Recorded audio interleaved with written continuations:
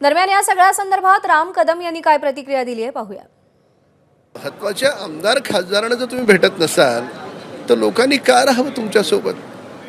तर त्याच्यामुळे हळूहळू सचिन भाऊ अहिर एक मोठं नाव आहे. मला असं वाटतं की शेवटी पिता पुत्र एवढाच पक्ष शिल्लक राहील की काय, अशा प्रकारचं वातावरण पूर्ण महाराष्ट्रात आहे.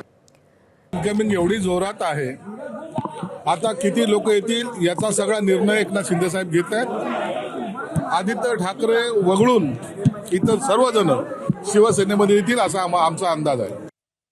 सचिन भाऊंनी माननीय एकनाथ शिंदे साहेबांचा विचार स्वीकारून उपसभापती पदाचा फॉर्म भरलेला आहे आणि सचिन भाऊ हे अतिशय सिनियर सदस्य आहेत. कामगारांसाठी असेल, मुंबईतल्या म्हाडामधल्या लोकांसाठी असेल, महाराष्ट्रातल्या जनतेसाठी असेल, अनेक वेळा त्यांनी काम केलेलं आहे. असा अनुभवही नेता आज साहेबांबरोबर येतोय हा आम्हाला मनापासूनचा आनंद आहे. सगळ्यात महत्वाची एक बाब आहे की त्यांच्या आमदारकीचा जो विषय आहे त्या संदर्भात नेमकं काय होऊ शकतं. सगळ्या कायदेशीर बाबी तपासूनच हा निर्णय घेण्यात आलेला आहे.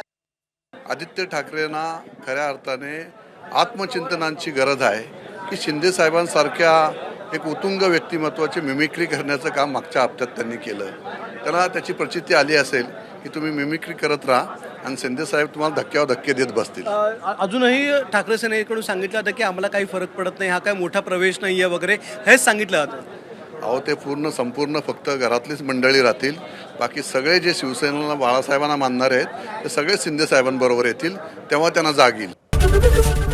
एबीपी माझा, उघडा डोळे बघा नीट.